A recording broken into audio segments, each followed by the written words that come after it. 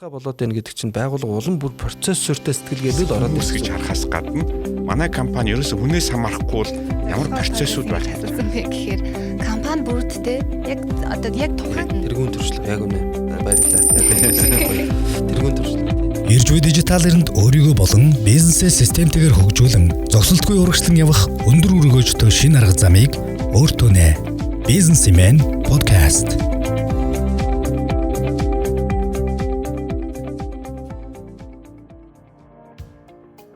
Сайн байцгаана сонсогчдоо, та бүхэндээ энэ өдрийн мэндийг хүргэе. За сонсогчдоо энэ подкастыг өглөө өдөр орой альж үед сонсч иж магадгүй. Тийм учраас яг одоо байгаа үеийнтэй мэндийг хүргье. За манай энэ удаагийн бизнесийн подкаст маань маш хэрэгтэй бөгөөд сонирхолтой сэдвээр өрнөх гэж байна. Энэхүү подкастын маань зочноор Обзерв консалтинг зөвлөх үйлчилгээний байгууллагын захирал Отгонбат оролцож байна. За зочин хөтлөгчөөр онцгой хэрхэн оролцож байгаа. За энэ бол Хархорум Дижитал ХХК-ийн захирал Д.Энхбат болон миний бие оролцож байна. Та хоёртаа өглөөний мэнд хүргэе. За өглөөний мэнд. Сайн байна уу? Сайхан амарсан уу? Сонсож байгаа бүхэнд бас өдрийн мэнд хүргэе. За түрүүнд ярианыхаа сэдвийг нэг халтганд дурдсан дээ маш хэрэгтэй бөгөөд сонирхолтой гэд тодруулж хэлэх юм бол процесс ба процессын удирдлага, процессын хандлага ер нь бизнесийн процессын тухай ярилцахаар бэлтгэсэн байгаа. За яагаад энэ сэдвийг сонгож энэхүү хоёр эрхэмтэй ярилцах болсныг сонсогчтой энэхүү подкастыг сонссны дараа ойлгох ах яагаад энэ процесс гэдэг хэрэгтэй юм бэ гэдгийг энэ подкастыг яг бүрэн дүүрэн сонсоод бизнес эрхлэгчдээ сонсогчтой ойлгоно гэдэгт итгэлтэй байна. За миний хэлж байгаа энэ яг бизнест үнэхээр хэрэгтэй юу? Бизнесийн маш олон шинэ трендүүд гарч ирсэн шүү дээ. Тэгээ дижитал хувьсгал гэж байна, аналог систем гэх маш олон хувьсгалууд гарч ирсэн ч гэсэн процесс гэдэг зүйл бол ямагт байна. Магадгүй тэр гарч ирж байгаа шинэ хувьсгалууд нь өөрөө процесс юм а гэж бас хэлсэн байдаг те. За тийм болохоор Отгонбат захирал эхлээд энэ процесс гэдэг яагаад бизнест хэрэгтэй юм бэ? Процесс гэж ер нь яг юу юм бэ? За Энхбат захирал руу би асуултаа паслчиж болох уу яа? Үгүй болохгүй. Яагаад гэвэл чи ердөө хэдхэн хоногийн дараа лекц унших гэж байгаа. Тэгээд энэ подкаст маань бас манай лекцэнд оролцохоор сонирхож байгаа, оролцох уугүй юу гэж бодож байгаа хүмүүст зориулсан. Тэр хүмүүсийг халаах нь өөрийнхөө лекцэнд оролцуулах нь бол таны үүрэг шүү дээ. Би ягаад та наруу паслчих уу гэж асуусан гэхлээр ер нь энэ сэдвийг сонгож би та бүхэнд бас 2-3 сэдв өгжсэнээс энэ сэдвийг сонгосны хувьд та бүхэнд нэг бодол байгаа бах гэж бодсныг. Гэхдээ яг би бас шууд яриад явчих. Би зүгээр бодож байна манай подкастыг сонсож байгаа хүмүүсийн дийлэнх олонх нь бизнесийн байгууллагад хувийн хөвшилд ажилладаг менежерүүд, захирлууд, хүн удирдах ажилдаг ийм хүмүүс байх болов уу гэж. Түүнээс биш зүгээр явж ясан хэнийг нь сонсохгүй шүү дээ. Тий. Тэгэхээр тэр хүмүүст хамаатай утгаарс нь аваад үзвэл бизнесийн байгууллага ажиллана гэдэг маань, ер нь бизнес явуулна гэдэг маань, ажил хийн гэдэг маань тэнд хоорондоо уялдаатай их олон процессыг л удирдах байгаа. Тэгэхээр процессууд нь мэдээж хүнээр юм уу эсвэл автомат ямар нэгэн байдлаар зохион байгуулагдсан байж болно. Тэгэхээр бизнесийг ойлгож байгаа, бизнест амжилт гаргах гэж байгаа, эсвэл үр дүнтэй, үр бүтээлтэй ажиллах гэж байгаа ийм хүмүүст бол процесс өөрөө нэлээд тийм чухал сэдв л дээ. Тэгээ энийг системтэйгээр ойлгоод, удирдаад, энэ процессын удирдлагад хэрэгтэй байдаг гол элементүүдийг үзэл санаануудыг ойлгож аваад энийг амьдрал практикт хэрэглээд явах нь түрүүний сонсогч гэж хэлээд байгаа хүмүүст тэр нь захирлууд байж болно, бизнес эрхлэгчнэр байж болно, хүн удирдах ажилдаг ахлах төвчний менежерүүд байж болно. Энэ хүмүүст их хэрэгтэй л дээ. Тий. Тэгээд бид нар бүтээгдэхүүн үйлдвэрлэдэг байна уу, үйлчилгээ явуулдаг байна уу хамаагүй шүү дээ. Тэр эцсийн хэрэглэгчд очоод хүрж байгаа бүтээгдэхүүн үйлчилгээ маань бол тэр байгууллагад бий болсон хооронд нь уялдуулсан олон процессын үр дүнд л гарч байгаа. Тэгээ хэрэглэгчдэр очихдоо бүтээгдэхүүн маань заримдаа алдаатай очиж тэрнээс болоод нөгөө хэрэглэгч гомдол санал нь гарчин эсвэл хоцорчин, нудчин ч гэдэг юм уу те. Эсвэл нийлүүлсэн үйлчилгээ бүтээгдэхүүнд нь асуудал гарчин л бид нар асуудал болоод тэгэл нөгөө хэрэглэгч нь гомдол санал гараад гомдоол ингээд яадаг. Ийм асуудлууд болдог. Тэгэхээр үүнийг шийдэх гэж байгаа хүмүүс бол процесс талаас нь харж үзээсэй л гэж ингэж бодож байгаа. Яг уу зарим одоо бизнес эрхлэгчтэй менежерүүд за манай компани процесст дээ штэ. Манай хугаас ингээл процессын дагуу л ажиллаж байгаа. Энэ процессыг бид нэг ингээ удирдаад болж штэ гэж үзэж байгаа хэ дотроосоо. Гэтэл гадна талаасаа харахад магадгүй ямар ч процессгүй ч юм уу тэр процесс нь ажиллахгүй тийм тохиолдол нилээдгүй байдаг юм шиг. Тэгэхээр яг зөв процесс гэж яг юу хэлэх юм бэ? Тий. Мэдээж процесс байхгүй гэж байхгүй л дээ. Тэд нар чинь нөгөө процесс бий болгоцсон учраас л бүтээгдэхүүнийг үйлдвэрлээд юм уу эсвэл үйлчилгээг үзүүлээд байгаа шүү дээ. Одоо бид нар очиод кино үзэж байна. Тэгвэл тэнцээ чи маш олон хоорондоо харилцсан, уялдсан үйл ажиллагаануудын үр дүнд тэр кинол бий болж байгаа. Одоо театрт гэл аваад үзэхэд эсвэл бид нар одоо энд усуугаад сууж байна. Энэ ус чинь бас маш олон хоорондоо харилцсан уялдсан процессын үр дүнд л бий болж байгаа. Тэгэхээр процесс байхгүйгээр бүтээгдэхүүн үйлчилгээ бий болцсон гэж бол байхгүй. Тэгэхээр тэр хүмүүсийн бол нэг талаасаа зөв бид нар бол процесс ажиллуулж байгаа гэдэг. Бид нар юуг илүү ярих гэдэг нь гэхлээр мэдээж энэ процессыг одоо бий болгох талаас нь биш, илүү үр бүтээлтэй, бүтээмжтэй, хурдтай эцсийн үр дүнд гарч байгаа бүтээгдэхүүн үйлчилгээний хэрэглэгчийн шаардлагад нийцдэг. Нэг удаа одоо хичээж ягаад нийцүүлээд орхидог биш. Тэр нь тасралтгүйгээр шаардлага хангаж зохих ёсоор хурж идэг.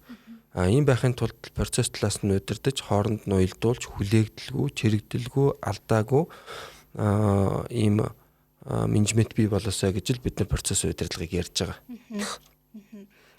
Энхбат захирлын нэг блог бизнес бол процесс гэдэг блог байгаа тий. Тэн дээр бас энэ процессын тухай маш товч бөгөөд тодорхой тайлбарлсан байсан. Процесс нь одоо дараах 3 хэлбэрээр байдаг. За процесс нь ийм юмтай. За процессыг цаасан дээр болгосон бол тэр бас ингээд процедурт болно гэх процедур болно гэх мэтээр. За тэгээд саяас Отгонбат захирал хэллээ. Бүх компани, бүх одоо үйлчилгээ бүтээгдэхүүн хийж байгаа компаниуд бүгдээрээ процесстэй гэлтгэж чинь тий. Тань дээр магадгүй зөвлөгөө авах гад бизнес эрхлэгчид ирэнгүүт за манайх процессгүй гэж хэлдийсэн тохиолдол ер нь байдаг болоо. Аггүй ер нь бол процесс гэдгийг яг хуу зарим хүн эхлээд шууд хэлэхэд та нар гадаад үг ашиглаад гэж. Энд чинь тогтцсон нэрэлтэй компьютер, телевизор гэдэг шиг. Гэхдээ яг хуу процессыг олон төвшөнд, олон янзаар тайлбарлаж болно. Хамгийн энгийн одоо хүмүүсийн ойлголтоор бол процесс бол тодорхой нэгэн үр дүнд хүрэхин тулд дараалуулан иж бүрээр нь хийж байгаа үйлдэлүүд шүү дээ.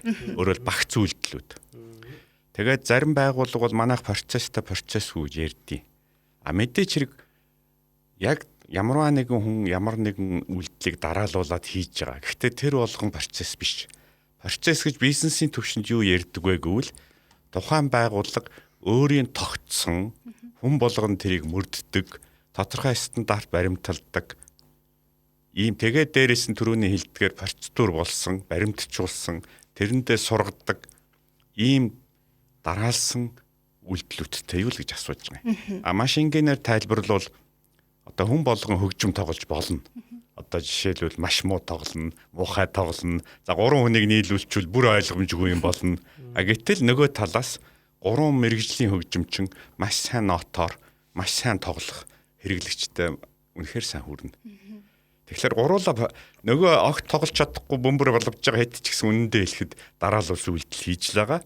Нөгөө 3 мэрэгжлийн хүн бол маш гоё бас дараалал үйлдэл хийж байгаа. Гуруула нэг нотоор хийх гэж оролдож байгаа.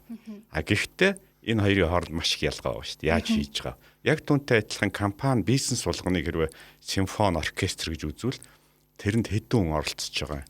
Яаж хийж байгаа юм? Тэр нь хүндээ яаж сонсогдож байгаа юм гэдэг маш олон асуулт байгаа шүү дээ. Тэгэхээр үндсэндээ бол процессыг хэрвээ бид нэр хөгжим одоо нот гэж ойлгоод бүх оролцож байгаа хүнийг хөгжимчдэг гэвэл тэр компани оркестрийн хувьд хэр тоглож байгаа юм гэдгээр нь бид нар жишээлбэл харьцуулж ярьж болно л доо. Тийм манай сэтгэлчийн асууж байгаа процессгүй байгууллага ер нь байдгийм үү гэсэн нэмийг 2 удаа асуугаад байна шүү дээ. Тэгэхээр тэр бас их сонин байж болно. Яагаад вэ? Яасан тохиолдолд процессгүй байна гэж түрүүний хэлснээсээ би эсрэг юм ярих гэж байгаа юм шиг сонсогдож магадгүй л дээ. Түрүүн процесстэй гэж хэлсэн одоо байж болно гэд.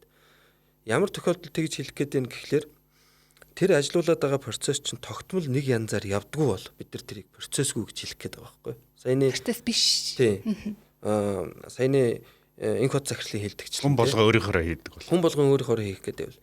Тэгээд процессийг бол бизнесийн удирдлагад янз бүрээр тодорхойлдог. Одоо ухаан нь бидний ярилцдаг, бидний одоо судалдаг сэдв буюу олон улсын стандартын хүрээнд бол процессыг хүлээгдэж байгаа буюу зорж байгаа үр дүнд хүрэхийн тулд зохион байгуулагдсан эмх цэгцтэй үйл ажиллагааны дистраллууд гэж ингэж томьёолдог. Эсвэл оролтуудыг хүлээж аваад хүсэж буй гаралт болгон хувиргадаг үйл ажиллагаануудын цогц багц гэж бас тодорхойлдог.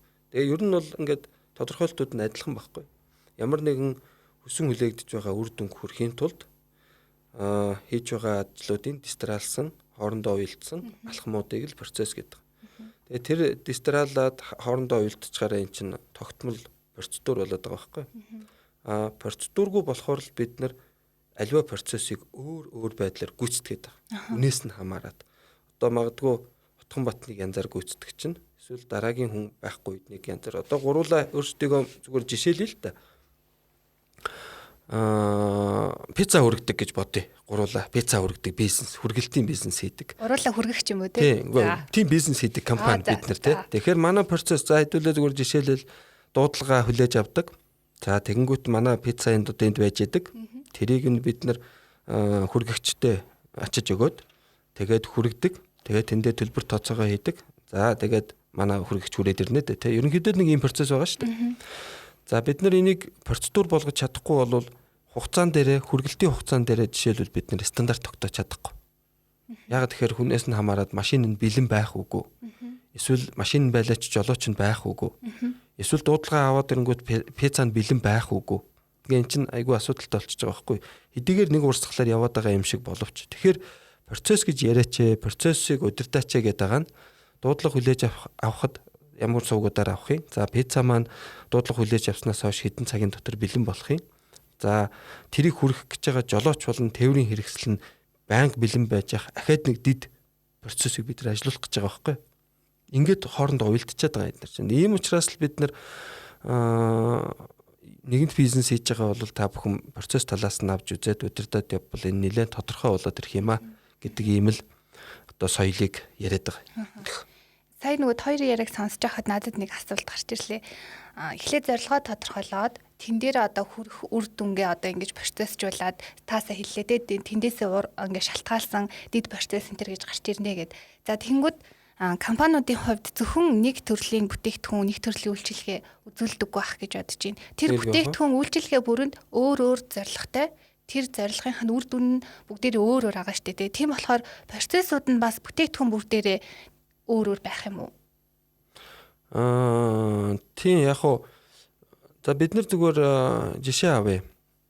За бид нар одоо юу ч хийдгийг ус хийдэг, дээрээс нь пив хийдэг ч юм уу, одоо хийж усан ундаа хийдэг, сүү хийдэг үйлдвэргээд аваад үзвэл үйлдвэрлэлийн процесс ч юм бол ялгаагүй шүү дээ. Сүүн байна уу, ус нь байна уу, жуус нь байна уу хамаагүй. Тэр үйлдвэрлэлийн нэг л процесс. Түүхэд параметролуудыг аваад өөр шат дамжлагаар боловсруулалт хийгээд савлаад эцсийн бүтээгдэхүүнийг гаргаж байгаа. Тэгэхээр үйлдвэрлэл гэдэг утгаараа нэг процесс. Үр дүн нь юу вэ? Стандартын шаардлагыг хангасан бүтээгдэхүүнийг асуудалгүйгээр гаргаж ирэх.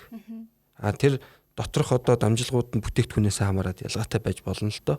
Тэгэхээр үйлдвэрлэл гэдэг утгаараа энийг бол бидний хувьд бол нэг процесс гэж үзнэ. Тэгтэл үйлдвэрлэлийн дараах яадгүй хадгалдаг процесс байдаг. Дараа нь тээвэрлэн хүргэдэг процесс байдаг. Ингээд дараагийн шат дамжлагтай процессууд ч яваад гэж байгаа байхгүй.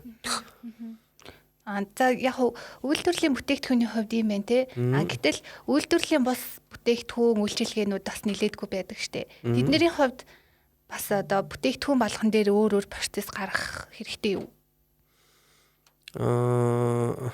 Тийм одоо надад хамгийн энгийн тусч байгаа жишээ гэвэл сэтгүүл байна л та. Сэтгүүл хэвлэл за. Тийм. Одоо энэ дэр чинь өөр зорилготой сэтгүүлүүдийг магадгүй нэг компани хийж болно шүү дээ тий. Тийм болохоор яг хөө сэтгүүл гарч байгаа тэр одоо юу гэх юм үйл ажиллагаа нэг боловч зорилго нь ондоо, үр дүн нь ондоо. Одоо тэрийг бүтээх явцнаас ондоо шүү дээ тий. За окей. Асуултыг ойлголоо. Бид нар өөрсдөө сэтгүүлийн компани буюу хэвлэлийн компани гэдэг үзье. Өөр гэж жишээлж байгаа юм байна шүү дээ, тий. Өөр байгууллагын янз бүрийн хэвлэлүүд хийдэг. Захиалгаар нь хэвлүүлж өгдөг. Тэгвэл бидний хувьд миний бодлоор бол иймэрхүү процессууд байх болов уу? За бид нар захиалга аавна. За. Дараа нь ихээ бэлтгэнэ. Бэлтгэсэн ихээ одоо бид нар захиалга өгж байгаа клиенттайгаа тулгана. Таны одоо өссөн хэмжээнд болж гэнэ үү? Нөгөө хүн зөвшөөрвөл бид нар паблишинг буюу хэвлэлтээ хийнэ. Ерөнхийдөө ийм дөрвөн алхам. Тэгвэл эн чинь бид нар бизнесийн сэтгүүл хэвлэж гэнэ үү? Эсвэл мэдхгүй сорнц хэвлэж гэнэ үү? Ялгаагүй шүү дээ. Яг л ийм дөрвөн алхмаар л явна. Энэ манай процесс байхгүй. Хамгийн ихний тийм үндсэн процесс. Хамгийн ихний алхам нь захиалга авах. Захиалга авах чинь өөрөө бас нэг дид процесс байхгүй юу? Нэг үр дүн гаргах хэрэгтэй. Ямар үр дүн? Тодорхой мэдээллийг одоо хизээ ямар хэвлэл, ямар цаасан дээр хэдэн хуудас, ямар өнгөтэйгээр хэвлэхийн гэдгийг тодорхой гаргаж өгч бид нар тэр чинь их бэлтгэх гэдэг юм руугаа оруулна шүү дээ. Хэрв урдлын процесс маань алдаатай явчвал их бэлтгэх алдаатай явна. Яагаад гэвэл захиалга дутуу авснаас болоод бид нар одоо юу гэдгийг 4 өнгийн кодоор хэвлэх байсныг бид 6 өнгөөр бэлтждэг. Эргээд клиент руу за бид нар болчлоо та үзнэ гэсэн чинь ой нөхдөө наадах чинь би 4-өр захиалсан та нар 6-аар бэлтсэн байж таа гэд бидний яг энэ авсан жишээн дээр бол бид нар ажлыг ахин дахин хийх шаардлага гарч байгаа байхгүй. Эхний захиалга авж байгаа процесс маань алдаагүй захиалагчийн шаардлагыг бүрэн оруулаад ирсэн бол их бэлтгэл саяны миний ярьсан алдаа гаргахгүй. За ихэ бэлтлээ. Дараа нь бид нар бэлдсэн ихэ клиенттайгаа тулгаж шít. За тэгвэл энэ манай одоо процессын бас нэг алхам. За тэгээд клиент маань окей гэх юм бол бид нар хэвлэн гаргах. За хэвлэн гарсны дараа магадгүй одоо бид нар чанарын хяналт хийдэг байж болох. Нэг ийм 5 алхамтай процесс байгаа байхгүй. Тэгээд саяны авсан жишээн дээр ингээд тайлбарлахад процессын ач холбогдлын одоо процессор ярихын ач холбогдол гараад ирж байгаа. Ер нь процесс гэж яриад байгаагийн ач холбогдол чинь нэгэнтээ бүтээгдэхүүн үйлчилгээг бий болгож байгаа үйл ажиллагаанууд чинь хоорондоо уялдаж ингэж явдаг юм бол нэг процесс нь асуудалгүй гаралтыг дараагийн процесс руугаа өгөөд байвал тэр нь ахад асуудалгүй ажиллаад асуудалгүй гаралтыг дараагийнхаа процесс руу өгөөд байвал явсаар эцсийн үр дүндээ бидний одоо хэрэглэгчийн гар дээр очиж байгаа бүтээгдэхүүнч байна уу үйлчилгээч байна уу асуудалгүй очдог ийм л зорилготойгоор бид нар процессыг ярьж байгаа байхгүй. Тэгэхгүй болохоор саяны миний ярьдагчлан клиентаас одоо бид нар ресторан дээр хүртэл ярьж болно шүү дээ. Хоолоо захиалал аваа явдаг хоол ирдгүй. Хөөе мэдээ нөгөө хоол яасан бэхээр нэрэ тэглүү та ийм юм захиаллаа гэвэл эн чинь процессын алдаа байхгүй. Нөгөө захиалга авах гэдэг процесс дээр алдаа гарч чинь хоол хийх гэдэг процесс дээр нь тэр мэдээлэл байхгүй хийхгүй байгаа даа шүү дээ. Тэгээ клиент тэнцэж үлсээ түлээгээд байгаа шүү. Тэгээд бүр тэсгээ байхлаар хөөе миний хоол яасан бэ гэхээр шилээ маажаад би тэрий ч аваагүй шүү дээ гэдэг ингээд энэ бол процессын алдаа. Яг л ийм процесс дээрх алдаанууд ийм л байдаг. Бизнесийн подкаст. Тэгэхээр юу гэж байд юм болов? Одоо салбар бүрт одоо жишээ болгоод гаргацсан тийм процессын жишээ байт юм болов? За миний бодлоор байхгүй бах тий. Гэхдээ яг ер нь бол энэ дээр зүгээр өмнөх нэг асуултыг тодруулж хэлье. Сая Отгонбатын ярианы завсар толгойд орж ирлээ л дээ. Манай хүмүүс бол манай компани процесстэй гэж ярьдгийн нэг том алдаа бол маш олон компани одоо тэр яриад байгаа процесс гэдэг нь хүний толгойд байдаг. Хүний толгойд байгаа процесс бол процесс биш. Өөрөөр хэлбэл ямар нэгэн үйлдвэрлэлийн процесс стандарт дараалал өөрөөр тэрдэг журам бол тэр хүний толгойд биш цаасан дээр буусан. Бусад хүнд дамждаг. Тэрийг бүгд мөрддөг байжээж процессын тухай ярьдаг. Түүнээс зөвхөн дарга нь мэддэг. Зөвхөн дорж хийдэг. Тэрийг маргааш нь дондог бол өөрөөр хийдэг. Мэдээж дорж бол өөртөө би процесстэй гэж хэлж байгаа. Гэтэл тэр процесс биш байхгүй. Хүний толгойд байгаа зүйл бол процесс биш. Тэрийг хэрвээ дорж цаасан дээр буулгаад компани дүрм болгоод бүхэн мөрддөг болчвол энэ бол компани процесс. Тэгэхээр манай олон хүмүүс бол манайх процесстэй гэж яриад байгаа нь бол өөрөөр бид нар тогтсон арга барил зуршилтай гэдгийг хэлээд байгаа байхгүй. Гэтэл процесс гэдэг бол албан ёсны мөрддөг хүнээсээ салсан мэдлэг дараагийн үедээ дамжиж идэг өөр хүмүүст тарж идэг. Тэгээ түрүүний яриа руу буцаад эргээд ороход бол тогтсон процессуудыг бол бид нар жишээл франчайз гэд нэрлэдэг шүү дээ. Жишээл KFC компани Монголд орж ирээд яг өөрийнхөө процессыг бичээд стандарт болгоод тэрийг одоо жишээл таван богд компани хүмүүст сургаад тэгээ яг тэр KFC-гийн процессыг таван богд дуурайж байгаа яг түүнийг мөрдөж байгаа учраас тэр бол франчайз болж байгаа. Тэгэхээр маш сайн процессууд бол одоо гаргуул тэр чи өөрөө дахиад нэг сайн хөгжим, сайн зохиол гэдэгтэй адилхан бас оюуны бүтээл тэрийг зарж болно. Хэрвээ та жишээлбэл одоо хэдүүлээ ярил л да. Одоо сэтгүүл гаргадаг маш сайн 400 алхамтай процесс хийж. Яг тэрийг дугрын хүн мөрдөөд хийхтэл үнэхээр сайн сэтгүүл гардаг. Хэрвээ тэгвэл тэр бол тэр компани наав хав буюу бүтээл байхгүй. Нөгөө компани бол энийг өөрөөр хийж болно. Тэгэхээр яг хаа зүгээр хэлэхэд бол процесс бол түрүү хэлсэн шүү дээ. Отгонбат захирал ингээд нэг процессоос дэд процесс үүсээд гээд. Тэгэхээр төвшин болгондоо дэд төвшөнд бол компаниуд адилхан ч гэсэн доод төвшөндөө их өөр байж болно шүү дээ. Түрүүний Монгол хүмүүс бол жишээл компани руу утастаад процесстойг юуг шалгах гэдэг хамархан. Утастаад утас авж байгаа хүн нь одоо цэцгмээ аван гутаа хинтээ ярих уу гэж асууна. Тэгвэл нөгөө долмаа аван гутаа манай компани тэр байна гэж хэлнэ. Тэгэхээр энэ ч процесс байхгүй гэсэн үг шүү дээ. Өөрөөр хэлбэл хүн утасдахад хүн болгон өөрийнхөө хариулна. Хариулахдаа бүр компани нэрийн өмнөөс биш хувийнхаа нэрийн өмнөөс харьцуу. Гэрийнхээ галын өрөөнд байгаа юм шиг ярина те. Тэгэхээр эн чинь тэр компани бол жишээл хэрэглэгчийн утсанд хариулт өгөх процесс байхгүй гэсэн үг шүү дээ. Тэгэхээр долмаагаас очиод та процесстэй юу гэвэл магадгүй процесстэй гэж хэлнэ л те. Тэрийн хажуугийнхэн цэцгмаагаар хийлгэхлээр хийж чадахгүй байвал тэр компани шин процессгүй л гэсэн үг шүү дээ. Тэгэхээр нөгөө нэг түрүүний асуулт салбар бүрт одоо тохирох гэх юм уу да. За яг энийг мөрдөө явбал ер нь л бол гажуудахгүй шүү гэсэн тийм процессын жишээ өгд юм болов. Харин би наадхан дээр чинь бодоол байна л да. Зүгээр тэрийг зүгээр best practice буюу сайн дадал гэж л нэрлэх байх. Тэргүүн туршлага гэж. Тэргүүн туршлага. Тий. Тэргүүн туршлага яг үнэ. Баярлалаа. Яг гоё. Тэргүүн туршлага тий. Яг тэгэхээр хэдий ижил салбарт ижил бизнес модельтэй ажиллаж байгаа ч гэсэн процесс нь алхам бүрээрээ ижил байх албагүй. Айгүй олон юмнаас хамаарна. Жишээлбэл тэнд байж байгаа хүмүүсийн ур чадвараас хамаарж болно. Процессыг дэмжихээр бий болгосон ашиглаж байгаа нөөцүүдээс хамаарж болно. Одоо юу гэдгийг одоо автомат систем, тэр одоо компьютер, мэдээллийн систем гэх мэт юмнуудаас дээд удирдлагын өөрийнх нь эрсдлийн аппетит одоо нөгөө аливаа зүйлд ханддаг хандлагаас нь хамаарч болно. Ингээд алхмуудын хувьд хэдий ижилч гэсэн ижил байх албагүй. Зарим байгууллага хурдан шуурхай алхмыг цөөлсөн шинжтэйгээр ажиллаж байхад илүү эрсдэл өндөртэй ажиллаж байхад зарим байгууллагууд алхмыг нэмж процессыг удаан болгож чанар гэдэг юм одоо нөгөө эрсдлээс илүү сэргийлж ажиллах хандлагатай байж болно. Тэгэхээр яг энэ салбарт ингээд зориулсан ийм процесс байдгиймаа гэдэг ингүүл энэ зүгээр тэргүүн туршлагыг санал болгож байгаа л хэлбэр. Зөвлөхүүд бидний хувьд ч нөгөө байгууллагын онцлог орчин нөхцөлтөнд тохирч ажиллана гэдэг ийм бүр үзэл санаа бүр цусанд суудсан байдаг болохоор бид нар нэг тийм хатуу фикс сэтгэлгээнээс ерөөс байх боломжгүй. Одоо нэг ийм л юм байдгийн энийг л ингэнэ гэдэг юмнаас бид нар дандаа нэг тойрч идэг болохоор тэн дээр би тим гэж хэлж чадахгүй байдаг. Тэгэхээр best practice буюу одоо тэргүүн туршлага нь бол байж болно. Тий одоо пицца хийхэд бол хамгийн тэргүүн туршлага бол одоо KFC-д байна. Тий пицца хатад эсвэл одоо супермаркет ажиллуулахад хамгийн тэргүүн туршлага нь Walmart-д байна ч гэдэг юм уу тий. Тэгэхээр яг тэрийг Монгол компанид авчирж ирээд одоо номин дээр ч юм уу миний дэлгүүр дээр буулгыг бол бас тэр чинь олон проблемтэй тулгарна шүү дээ тий. Тэгэхээр процессыг хамгийн өөрийн онцлог нөхцөл нөөц энэ бүгдэд тохируулаад хамгийн оновчтойгоор зохион байгуулахыг л хичээх хэрэгтэй байна. Бас нэг юм бол дөнгөж сурж байгаа хөгжимчин бол нэг процессор тоглоно. За 5 жилийн дараа шал өөр болно. 20 жилийн дараа их өөр болно. Тэгэхээр нэг компани ч гэсэн жил тутам процессыг өөрчлөөд явдаг. За жишээлбэл бидний одоо коучинг програмын үед ярьж байгаа нэг зүйл бол за жишээл түрүүний ярьдаг хэвлэлийн компани. Нэг компани бол компьютер маш их сайн хэрэгжилж байгаа учраас шал өөр процесстэй байна. Яг адилхан ажил хийж байгаа юм хүртэл. Нөгөөдөл нь компьютер мэдэхгүй учраас өөрөөр хийж байгаа.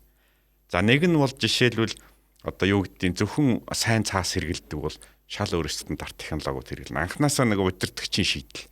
Нөгөө компани бол одоо аль болох хэмнээд таарлцсан хямдхан цаас хэрэгэлдэг бол бас өөрөөр явна. Тийм учраас процессийн нэг удирдлага, процесст хандлага гэдэг чинь нөгөө түрүүний Отгонбат захирлын яриад байдаг гол сэдв чинь л миний ойлгож байгаагаар үнэхээр эн чинь бас компани удирдагчийн одоо зорилго, хүсэл, компани ажиллах одоо юу гэдгийг өөрийнх нь ерөнхий орчин эдрээс маш их хамаарч байгаа юм. Гэхдээ л зүгээр энэ бүгдийг ингээд эргээд харахад бол ажлаа замбраатай их нь мэдээж компьютертэй ч замбраатай их хэвээр, компьютергүй ч замбраатай их хэвээр.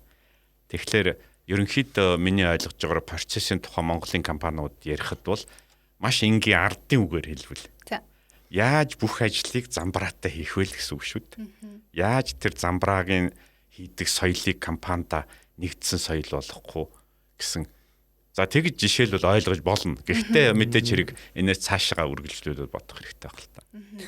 Ингэж асуусан нь ямар зорилгоор хоёроос ингэж асуусан бэ гэхээр компани бүрдтэй яг тухайн компанид зориулсан нэг давтагдшгүй нэг процесс л яг тухайн нэг компанид ингэж байж идэг. Тэгэхээр тэр процессийг хүн ирээд хэлээд өгөхгүй, номон дээр авахгүй, интернетээс хайгаад олохгүй. Тийм учраас тэр процессыг хэн хийх хэрэгтэй юм бэ? Давтагдшгүй тэр нэг процессыг зөвхөн удирдагч хийх юм уу? Эсвэл бүх ажилтан хийх юм уу? Эсвэл яг процесс хариуцсан менежер гэж тусдаа байд юм уу те? За, наа чи их гоё асуулт байна. Бид нэр бол ажил гүйцэтгэж байгаа хүмүүсийг бол процессын эзэд гэж хэлдэг байхгүй юу? Эзэд ээ. Тий. Процессыг хариуцж байгаа хүн л гэсэн үг шүү дээ. Та жишээ нь сурвалжлагч юм уу эсвэл сэтгүүлч гэдэг ингээд үзвэл та их бэлтгэх, контентээ бэлтгэх процессын эзэн л байгаа байхгүй юу? Таны хийж байгаа процессыг та ямар шаардлага хангасан байдлаар гаргаж ирэх ёстой вэ гэвэл найруулгын алдаагүй, үг үсгийн алдаагүй, дээрэс нь тэр гарах гэж байгаа үзэл санаа сурвалжилсан материалын утгыг алдагдуулаагүй, гажуудуулаагүй гих мэтээр ингээд таны гаралтанд тавигдсан шаардлагуудыг хангасан хэмжээнд та гаралтаа гаргаж ирэх ёстой. Тэгэхээр байгууллагын тэр олон хоорондоо харилцан уялдсан процессуудыг чинь хилцэн нэгж дээр өөр хүмүүс өөр албан тушаалтнууд хариуцж байгаа. Байгууллагад нэг процессыг хариуцдаг нэг л хүн байна гэсэн ойлголт байхгүй л дээ. Түрүүний хэдүүлэнгийнхэн жишээ авсан нөгөө хэвлэлийн компаниар аваад үзвэл эн чинь хэвлэх үүрэг нь бол операторих тэр машиныг ажилуулж байгаа. Тэрний чанарыг хянах үүрэг нь бол чанарын хяналтын ажилтных. За захиалга авах ажил нь бол захиалга авж байгаа ажилтных. Гэт ингээд хүмүүс албан тушаалтнууд чинь өөр өөрийн хариуцж байгаа чиг үүрэг дээрээ процессын эзэдэл байдаг байхгүй. Тэ. Гэрээ хийх гэлэнгүүч гэрээний анхны төслийг боловсруулах нь хуульчих ч юм уу тийм ээ. За батлах нь захирлах ч юм уу. Ингээл бид нэр шатандаа буюу тэр процессын алхам бүр дээр албан тушаалтнууд эсвэл чиг үүргийн нэгжийнхэн оролцож ирж ажиллах замаар процессыг урсгаж идэг. Тэ. Тэгэхээр өөрийн чинь асуултан дээр хариулахад байгууллагад процессыг хэн нэгэн хариуцна гэвэл энэ буруу ташаа ойлголт болно. Бүгдээрээ ямар нэгэн байдлаар өөр өөрийн оролцдог процессуудын алхмуудын эздүүд нь байж идэг. Тэгэл дараагийн шат руугаа паслж байгаа шүү дээ, дамжуулж байгаа тий. Хэвлэж гаргаж ирээл би дараагийн шат руугаа өгч байгаа. Тэрийн чанарын хяналтан хүлээж аваад үгсгийн алдаа тэр юу гэдгийг талаас нь хянаж байгаа тий. Тэгэхээр бүгд процесс эзэд байдаг. Ажилтнууд, албан тушаалтнууд, чиг үүргийн нэгжийнхэн. Гэхдээ тэр нэг процессыг бүхэлд нь удирдна гэх юм уу те? Бүхэлд нь хянаад, бүхэлд нь ингээ авч явдаг нь байгууллагын удирдлага хүмүүс үү? Тий. За тэгж яривал энэ арай өөр сэдв болчихно. Ингэж яривал бид нар процессын удирдлагын тухай буюу процесс суурилсан сэтгэлгээг байгууллагад нутагшуулах тухай ярьж эхэлж байна гэсэн үг. Энэ тохиолдолд бид нар хилцэн нэгжээсээ байдаг юм уу? Эсвэл удирдлага нь өөрөө манлайлаад байдаг юм уу? Процессын талаар судлах, процесс бидний мэргэжлийн хэлгээр бол процессын зураг авалт гэж нэрлэдэг юм л да. Процессыг ажиглах. Тийм, тухайн процесс дээр хаана нь хүлээгдэл гараад байна. Хаана нь илүү алдаа гараад байна. Тэр алдаанаас нь болоод аль үе шатууд дахин хийгдээд байна. Хаана нь илүү овоорл үүсээд байна. Түгжээ гэж ярьдаг, тий, ботлнек гэж ярьдаг. Овоорл үүсээд байна. Гих мэтээр ингэж ажиглалт хийгээд энэ ажиглалтаасаа үндэслээд тэр овоорл үүсээд байгаа, тэр хүлээгдэл үүсээд байгаа хэсгүүдийг багасгах, арилгах, эсвэл тоног төхөөрөмжөө нэмэх, эсвэл ажилтнаа нэмэх гэх мэтээр ингээ шийдэл гаргаад явах энэ ажлыг бол тухайн кейс, тухайн нөхцөл байдлаас хамаарат эсвэл төслийн зохион байгуулалтаар төсөл хэлбэрээр хийж болно. Эсвэл байгууллага дээр яг энийг хариуцсан процесс менежер гэдэг албан тушаалыг бий болгож болно. За тухайн байгууллага чанарын менежер гих мэтээр энийг хариуцах албан тушаал аль хэдийн бий болцсон байдаг бол тэр хүмүүс нь хийж болно. Тэ. Чанарын менежер хийж болно. За чанарын менежер ч байхгүй, процесс менежер ч байхгүй бол тэгээд тэр тухайн байгууллагын өөрөө харьцангуй жижигвтер за 100-аас доош хүнтэй, 70-аас доош хүнтэй байгууллага бол захирал өөрөө хийж болно. Тэгэхээр захирал энэгээр сурах хэрэгтэй байхгүй, энэгээр мэдлэг чих хэрэгтэй. Зүгээр түрүүний жишээн дээр аваад үзэхэд одоо хэвлэлийн компани дээр чанарын хяналтыг бид нар их контент дээр үг үсгийн алдааг бид нар хүн хийдэг байж болно. Эсвэл програмаар хийдэг байж болно шүү дээ. Хуучин хүн хийж байгаад бид нар програмаар хийлгээд цаг хугацаагаа хэмнэж болно шүү дээ. Манай нэг хоёр чанарын хяналтын ажилт нөгөөдгөө чинь ингээл үзэл гараараа хийдэг байсан. Тэрнээс нь хаяа алдаа гарчихна. Тийм байсныг нь бид нар програмаар хийвэл энэ бүтээмжийг хэд дахин нэмж байгаа байхгүй. Тэгэхээр энэ ер нь явж процесс яриад байгаа чинь эцсийн зорилго нь тэгэхээр бүтээмж болчихдог. Бүтээмж гэдэг чинь хурд, хэмнэлт хоёр шүү дээ. Ер нь хэмнэлт. Юу хэмнэх гээд байгаа? Цаг хугацааг.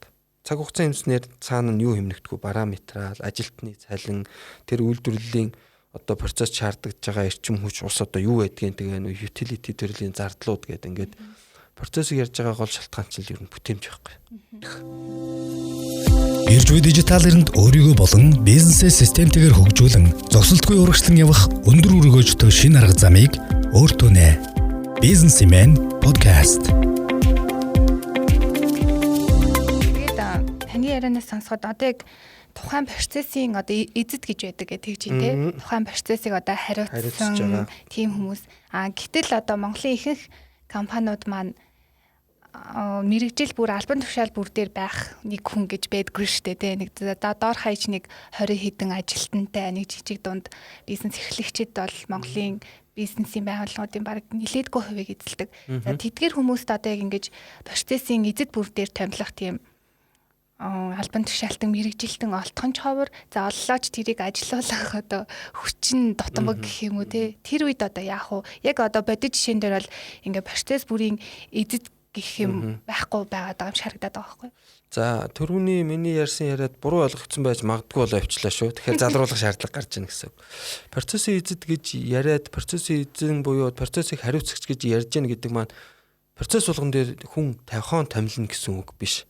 Харин ч эсрэгээр байхгүй.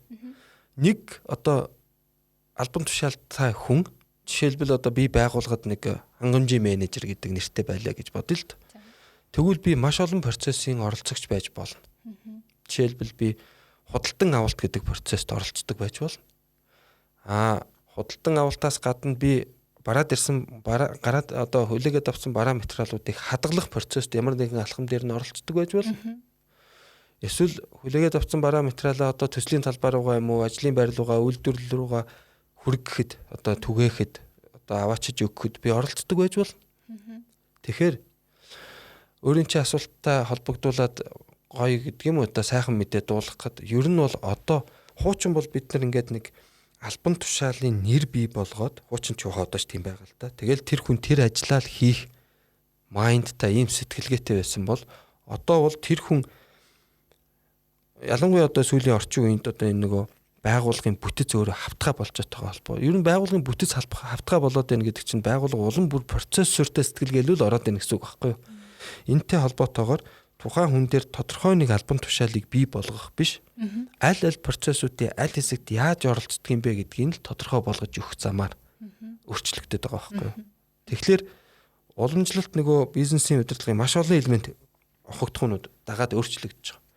Хуучин бол бид нар нэг албан тушаалын ажлын байрны тодорхойлолт гээл за энэ хүн юу юм? За хангамжийн менежер гээл нэг ийм хийнэ гээл ингэдэг байсан бол одоо ухаанд бид нар тэр хүн ямар процесст хаана юу хийж оролцдгийг гэдгийг тодорхойлж байгаад ажлын байрны тодорхойлолтыг гаргаж байгаа. Ингэхлээр нэг хүн илүү бүтээмжтэй ажиллах байгууллагад оруулах хувь нэмэр тухайн хүний шүү. Хувь нэмэр илүү байдаг. Энэ загвар ер нь бол энэгээр бий болж эхэлж байгаа байхгүй. Тэгээ энэ процессыг ярихын ач холбогдол, процессортой сэтгэлгээг байгууллагад оруулж ирэхин ач холбогдол бол их олон юмар ингээд байдгийг. Их олон талаар. Тэгэл ер нь бүтээмжилтэй ер нь явж сүүлийн гол зорилго бол. Тэнгүүд одоо анхнаасаа за бид нэг ингээ процесстай ажиллана гэж яваагүй нэг хэдэн жил болоод эргээд харсан чи өөрийн мэдлгүй нэг процесс үүсгэсэн байдаг штэ тий. Ер нь бол тэгж санагддаг. За ингээ өөрийн мэдлгүй нэг ингээ процесс үүсгэсэн байна. За гэтэл нөгөө процессоо одоо ингээд яг процессын тухай судлаад ингээ үзсэн чинь тэр нь одоо түрүүний хэлдгээр хүн бүр өөрийн аргаар хийдэг буруу процесстэй болцсон байна. Тэрийг одоо зөвшрүүлэхэд хамгийн ихний алхам юу ах вэ? Одоо мэдээж өөрийн мэдлгүй нэг процесс үүсгэсэн. Тэр нь буруу процесс. магадгүй нэг 5 6 жил тэрүүгээр яваад одоо сайн биш те. Сайн биш процесс тийм. Тэгээд тэрүүгээр нэг 5 6 жил яваад бүр дадал зуршил болчихсон. Гэтэл нөгөөх нь одоо ирээдүйд гэх юм уу яг одоо энэ процессийнх нь үр дүн нь маш хангалтгүй гараад идэг. За ингээд онцлоод явсан чинь за манай процесс биш байсан юм байна. Энэ бол сайн процесс биш байна. Процессыг сайжруулъя гэд үнэлтэн төрлөө. За тэгвэл хамгийн ихний алхам юу байх вэ? Дахиж эхнээс нь процесс хийх үү? Яах вэ? Үгүй л дээ. Бидний зөвлөгөөгөр бол хамгийн ихний алхам процессын сэтгэлгээг байгууллагад бий болгох. Өөрөөр хэлбэл тэр мэдлэгийг бий болгох. Тэр нь арга зүйн янз бүр байж болно. Сургалт авч болно, зөвлөх үйлчилгээ авч болно. Эсвэл одоо нэг 2 3 хүнд одоо үүрэг өгч тохон томилж байгаа тэр хүмүүсээ мэдлэгжүүлж байгаа, сургалт авч байгаа төсөл хэлбэрээр төрөний ярьдаг хэлбэрээр явж болно. Тэ. Тэгэхээр мэдхгүйгээр юм хийнэ гэж бол байхгүй шүү дээ. Тэ. Урдаар мэд зорилгоо ойлго тэгвэл биднээс арга техник дараагийн тэр одоо хандлагууд маань гараад ирнэ. Урдаар мэдэх хэрэгтэй. Бизнесүүд асуудалтай тулгархаараа асуудлаа л хараад байгаа байхгүй. Яна бид нар захиалгаасаа хоцорчлоо. Эсвэл хүргэсэн бүтээгдэхүүнээс өчнөө олон дефект гарчлаа, гологдол гарчлаа гэдэг тий. Тэгээ асуудалтайгаа л үзэж тараал энэ хэний алдаа ингэснүү тэгснүү гэл ингээд байдаг. Тэгтэл тэр чинь маш өөр процессын алдаа тэнд гарч иж магадгүй байхгүй. Нэг урд хөл бүдрэхээр хойд хөлийг гойдов гэдэг шиг л. Үндэ бид нар процессор харахгүй болвол тэр хоцролтын шалтгаан нь захирал өөрөө ч үж магадгүй. Тэгэхээр урдаар энийг ойлгох хэрэгтэй. Анхнаасаа буруу процесс сонгоцсон ч гэж боддог тий. Процессын хяналтуудаа бий болгоогүй байж болно. Тэгэл ажилтнаа ингээд байдаг. Одоо тоног төхөөрөмжөөс болоод энэ гарчжээ гэж хүмүүс оншилж магадгүй л тоног төхөөрөмж дээр өстө тохиргоо алдагтаад нэг хэсэг бүтээгдэхүүн баахан үл тохиролтой явчихжээ. Хэрвээ бид нар процессоо бий болгоод процессыг хянж чаддаг байсан бол энийг маш олон шат дамжлагууд дээр илрүүлэх боломжтой байсан. Тэгэхээр тэр процессын л алдаа. Тоног төхөөрөмжөөс гараад ирэх даруйд нь илгээхээс өмнө илрүүлэх боломж байсан шүү дээ чанарын хяналтаар. Эсвэл тэр тоног төхөөрөмжийг тийм дефектив бүтээгдэхүүн гаргахгүй хэмжээнд засварлах боломж байсан шүү дээ. Дид процесс нөгөө тоног төхөөрөмжийг хэвийн найдвартай ажиллагааг нь хангаж идэг дид процессын алдаа. Эсвэл тэр тоног төхөөрөмжн дээр шаардлагатай байгаа сэлбэг хэрэгслийн захирал хөрөө баталж өгөөгүй байж болно шүү дээ. Хангамжийн менежер нэм үү эсвэл инженер нь захирлаа энийг ингээд солимоор байна гэж орсон чинь нөхөр тэрийг зурж өгөөгүй баталж өгөөгүй байж болно шүү дээ. Тэгэхээр процессортой сэтгэлгээ чинь ийм систематик уялдаа холбоо бүхий логик уялдаа бүхий ойлголтыг байгууллагад санал болгож оруулж ирж байгаа байхгүй. Тэгэхээр энийг байгууллагад үр дүнтэй шингээж авч ашиглахын тулд дээд удирдлага нь ойлгох хэрэгтэй. Дээд удирдлага ойлгохгүй бол энэ чи явахгүй шүү дээ. Тэ. Юу хийгээд идгийн ажиллаа хийгээч та нар гээл нөгөө хүн чинь тэгээд орно тий. Тэгэхээр миний зөвлөгөө бол суралцах, урдаар процессыг ойлгох, процесс сэтгэлгээг ойлгох. Тэгвэл тэр хүн хараа энда үйлдэлүүдээ гаргаж эхэлнэ. Тэгээд манлайлаад ажилтнууд нь даган дуурайна гэж ойлгож байна. Энэхүү захирлын зөвлөгөө. Энэ дээр бол тэр Отгонбат захирлын лекцэн дээр нэг эхний параграф дээр нэг анхаар татсан өгүүлбэр байгаа. Ер нь захирал хүн бол хүн удирддаг, мөн процессыг удирддаг. Бид нар бол өнөөдөр одоо уламжилт аргаар бол дандаа хүнээ удирдах гэж оролдоод байгаа. Тэгэхээр түрүүн чи ярьлаа шүү дээ. Ингээд байгууллага яваандаа өөрөө процесс үүссэн гэдэг. Тэгэхээр хүн процессыг бол өөртөө тааруулаа үүсгэждэг. Нэг залхуу хүн бол нэг аргаар хийнэ. Хүн өөртөө ашигтайгаар хийнэ. Өөрийн эрх ашигыг хамгаална. Өөрөөр хүн болгон өөрийнхөө процессыг хэрвээ үүсгвэл магадгүй хүн болгон өөрийнхөө эрх ашигыг хамгаална. Тэгээ хүнд суртал гаргана. Өөрөө бол алдаа хийхээс айна. Тийм учраас энэ бүх процессыг хүний төвшөнд харах биш. Дахиад бүр дээд түвшинд байгууллага өөрийнхөө компанийг одоо захирал бол өөрийнхөө компанийг хэсэг хүмүүс гэж харахаас гадна манай компани ерөөсөө хүнээс хамаарахгүй бол ямар процессууд байх юм гэж харах хэрэгтэй байхгүй.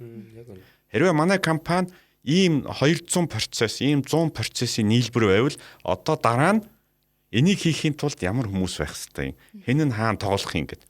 Тэгвэл одоо бүх асуудал өөрөө ярина шүү дээ. Тэгэхээр ер нь бол процессын удирдлага, процессын хандлага гэж яриад байна шүү дээ. Энийний цаад одоо үндсэн санаа бол бид нар харах өнцгөө өөрчлөх хэрэгтэй. Одоо бол байгууллага нэг баахан хүмүүс байдаг, бүх ажлаа хүндээ тааруулж хийдэг. Энэ бол манай тогтцсон арга. одоо дорж сайн ажилдаг бол ерөөсө доржтол бүх ажиллаа өгөөд. Тэгэл бүгд л хандлага яриа л тий. Тэгтэл чин захирал бол энийгээ бол одоо манай байгууллага 20 хүн биш, 70 хүн биш, 200 процесс гэж харах хэрэгтэй байхгүй. Хэрвээ ингэж харвал байгууллагыг шинээр зохион бүтээх, өөрчлөх, хөгжүүлэх маш том өөрчлөлт гарч ирнэ. Зүгээр би яг мэдээллийн технологийн хүн учраас нэг зүйл энэ дээр нэмээд хэлчихье. Юу гэвэл байгууллагын захирал одоо байгууллага процесс гэж харж чадахгүй бол мэдээллийн технологи хэрэгжилж чаддаггүй байхгүй. Ягаад гэвэл сайндаа л доржид би компьютер авч өгнө гэж яриад байгаа юм. Эсвэл дондгийн одоо шивдэг ажлыг би одоо ийм гоё компьютер өгсөн гэдэг. Ягаад гэвэл захирал бол дондгийн ажлыг сайжруулах тухай яриад байгаа болохоос биш байгууллагын процессыг дараагийн түвшинд гаргах магадгүй шал өөр процесс оруулж ирэх тухай бодохгүй байгаа байхгүй. Тэгэхээр энэ бол дахиад түрүүний хэлдэг Отгонбат захирлын хэлээд байгаа. Энэ бол яг захирлын түвшинд компаниг удирдах байгаа хүний түвшинд сэтгэлгээ өөрчлөх тухай яриа. Доотлын хүмүүс бол их тохиолдолд өөрийнхөө эрх шиг л бодно. Тэгэхээр хүн болгон өөрийнхөө эрх шиг бодож байгаа тохиолдолд бүгдийг орхичихлаар тэр чинь бие даасан, өөртөө тааруулсан, хоорондоо нийлдэггүй, зөрчиддэг, тэр байтугай бие биенийхээ ажилд саад болдог ийм процессууд үүсчихэж байгаа байхгүй. Гэтэл захирал энийг буцаагаад одоо сайн ярил оюун санааныхаа төвшөнд задлж хараад шинээр бүх юмыг бодож олох хэрэгтэй байхгүй. Тэрэн дээр бол энэ коуч одоо зөвлөгөө өгдөг компаниуд яг л арга зүй нь бол энд хандах арга зүй нь компани болгон өөрчлөсөн энэ нэг шинжлэх ухаан арга зүй хандлага нь бол тогтцсон. Энийг бол ерөнхийдөө нэг онцлогоор явж шүү дээ. Энхбат захирал сая хэллээ. Манай компани 20 70 20 30 50-аад ажилтнтай биш 100 150 200 процесстэй гэж харах хэрэгтэй гэдэг лээ. Тэгэхээр энэ процесс нь 100 150 200 гэхээр дотроо төрөл гэж байна уу? Тийм. Тэрийг ярил нэлээд агсан төвчний ойлголт болоо явчихна л та. Одоо бид нар тэрийг ярил ярьж болно. Одоо ухаан бидний манай байгууллага дээр процессын талаар 72 жилүүтэй цагийн сургалт байдаг байхгүй. 72 цагийн сургалт. Тэгэхээр бид нар тэр процессын төвшин гэл ингээл ярил эн чинь бүр нэлээд агсан төвчний ойлголт болоо явчихна. Процессыг байгууллагад бол дөрвөн төвшөнд байдаг гэж ингэж ангилж байна. Энэ дээр нэг зүйл хэлчих. Отгонбат захирлыг таслаад. Одоо маргааш одоо хэд хоногийн дараа болох лекц бол яг энэнд л анхны алхмыг өгж байгаа. Энийг 72 цаг сургадаг хүний нүрээд яагаад энийг сурах ёстойг заагаад тэгэхээр үнэхээр яг ингээд энийг ойлгоод эхлэнгуут яг манай одоо хөтлөгч маань дараагийн асуулт асууж шít. Яг дүүнтэй адилхан энэ лекцэн суусны дараа захиралууд бол маш их олон асуулттай болно. Магадгүй тэд нар асуултаас гадна сурах хэрэгтэй болж харна. Магадгүй бүхэн компани бүрмөс өөрчлөх хэрэгтэйг олж харна. Тийм учраас ерөөсөө энэ бүх бизнес цэнийг арга хэмжээний зорилго нь бол мэдээж 72 цагийг бид нар заах гээгүй. Бид нар ер нь Монголын компани захирлууд удирдах төвшин хүмүүс төрөний хэлдэг. Асуудлынхаа хойноос л хөөцөлтөд тавих биш. Төмөр унтраагаалг үгээд тавих биш. Ер нь огтөөрөөр харах хэрэгтэй байна, огтөөрөөр явах хэрэгтэй байна гэдгийг л ойлгох хэрэгтэй. Тэгээ ойлгосны дараа бол одоо энэ бизнес цэнэгт оролцож байгаа олон сургагч багш нар, олон коучуд, олон консалтантуудтай танилцсан.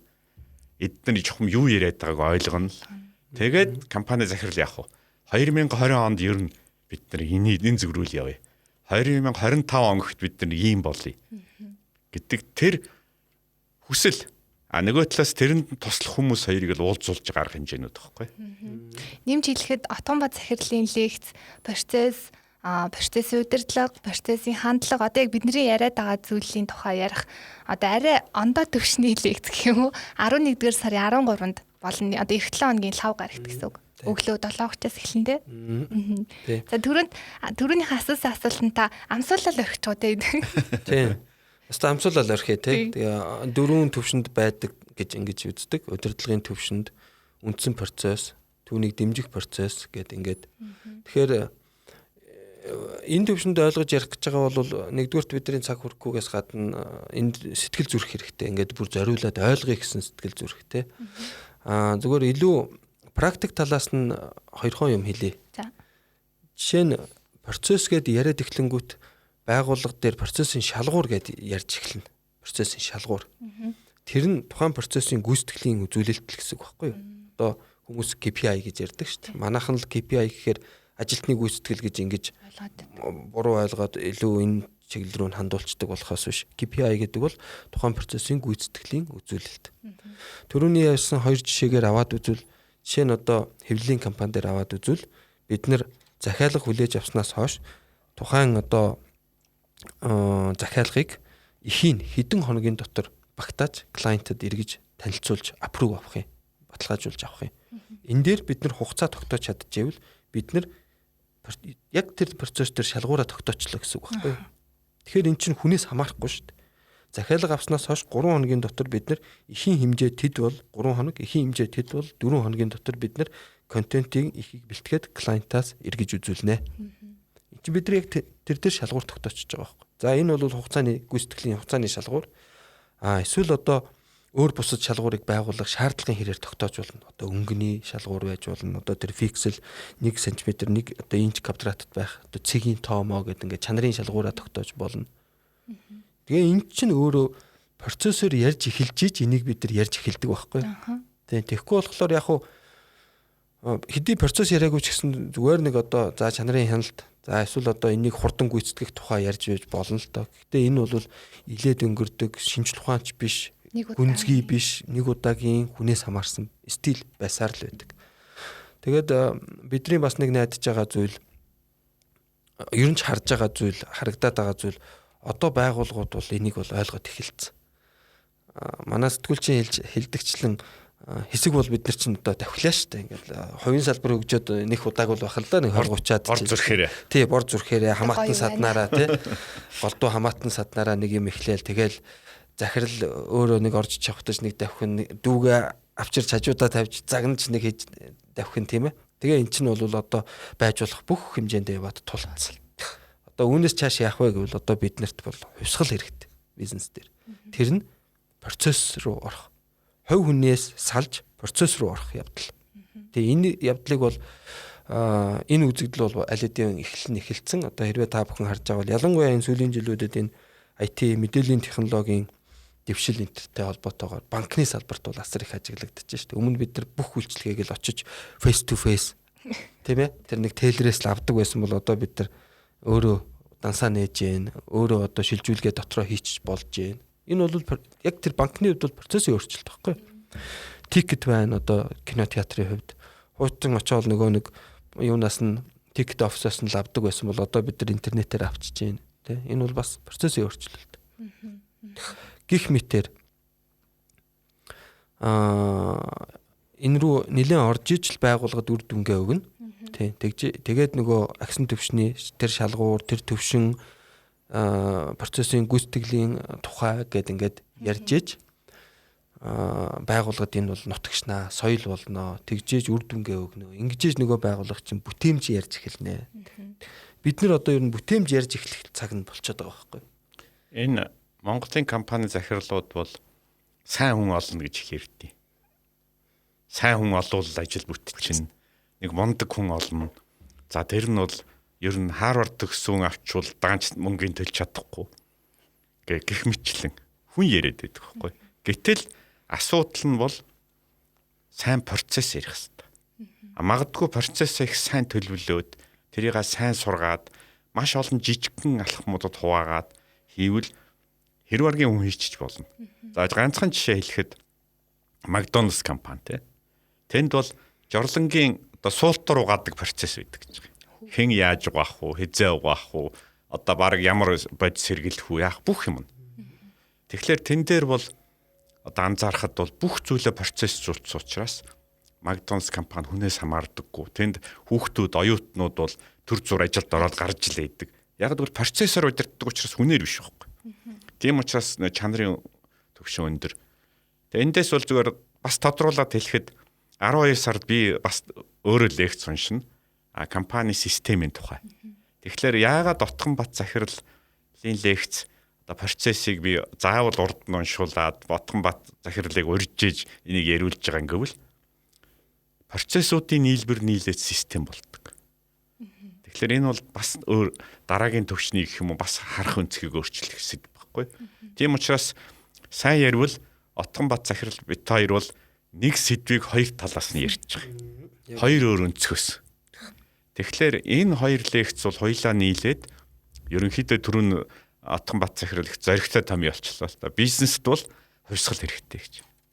Өөрөөр Монголын бизнест бол процесс, систем, стандарт гэдэг жишээлбэл ойлголтууд их хүчтэй орж ирэх хэрэгтэй.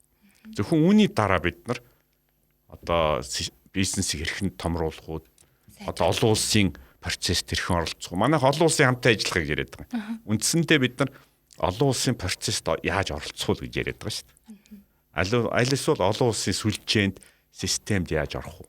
Тэгэхээр бид нар өөрсдөө энд одоо процесс байхгүй, систем болоогүй бол олон улсын системд яаж оролцох юм. Өөрөөр хэлбэл гадны нэг одоо юу гэдэг гоё симфонд нэг огт одоо бэлэг цанхаа нэг хөгжим тоглож мэдэхгүй нөхөр яваад очивол яах вэ? Аль эсвэл одоо юу гэдэг нэг өөрийнхөө тоглолтыг нэг бөмбөрийг бариад очивол яах вэ? Яг үүнтэй адилхан асуудал бол Монгол зөвхөн дэлхийгээс хол байгаад биш байхгүй. Монгол бус түнтэй процессын төвшөнд, системийн төвшөнд ажиллах бэлтгэлээ хангаагүй. Гадныхан тим ярихлаар манай захирлууд ойлгохгүй. Тийм учраас энэ лекцүүд бол яг тэр зүг рүү хандлагыг өөрчлөх зорилготой. Бид гурван яриаг сонсоод зарим бизнесийн удирдлагууд бизнес эрхэлж байгаа хүмүүс хийх ажил их байна да. Болог байна да гэж бодож байгаах. Надад л тийм сэтгэл төрлөө яг өөрөө бизнесгүй ч гэсэн. Гэхдээ энэ дээр биш үү? Юмыг сайнаар харуул. Яг эсрэгээр байхгүй. Би ингээл хөлсөө гойжуулаад хамаатнуудад дайчлаад өөрөө 20 хоногт 27 цаг ажиллаад ингээ ядарсан захирлууд маш их байгаа. Эдгээр бол гарц хайгаад байгаа юм гэхэлэр сайн хүн олдохгүй байна, мөнгө олдохгүй байна гэж яриад байгаа байхгүй. Гэтэл асуудал бол захирал өөрийнхөө ажлыг хийхгүй байна. Нөгөө процессыг хөгжүүлэх, системээ хөгжүүлэх. Захирал бол сайндаа л яаж ийн гэд компанийнхаа хамгийн сайн ажилтан болчихсон гүгээд байгаа юм. Өөрөөр хэлбэл захирал бол морин тэргэндээ өөрөө морь орчоол нойр хоолгүй давхиад байгаа юм. Гэтэл морин тэргээ машин болгох ёстойгоо мартцсан байгаа байхгүй. Уг нь морин тэргээ яаж машин болгохгүй гэж бодож суух ёстой хүн маань өөрөө нөгөө морин тэргэндээ орцсон, хөлс нь гойцсон завгүй гэл байгаа байхгүй. Тэгэхээр энэ хандлага бол одоо өөрчлөгдөх ёстой л да.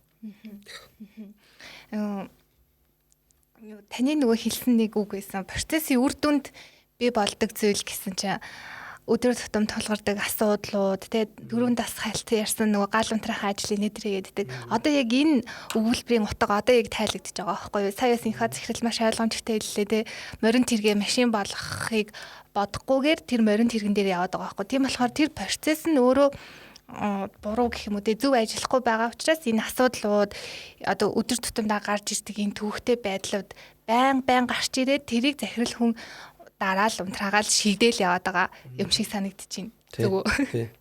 Ер нь тийм шүү дээ. Одоо ургамлаар хүртэл тийм биз дээ. Бид нар одоо муухай зэрлэг ургамал ургаад ирвэл тэрийг өнгөн дээр нь тастаад, цэцэг навчийн тастаад бол тэр чинь үнцэнд байж ивэл дахиад хизээ нэгэн цагт нөхцөл бүрдүүл ургаал гаргаад ирэхтэй адилхан. Магадгүй хэсэгтээ гайгүй юм шиг харагдчих магадгүй л дээ.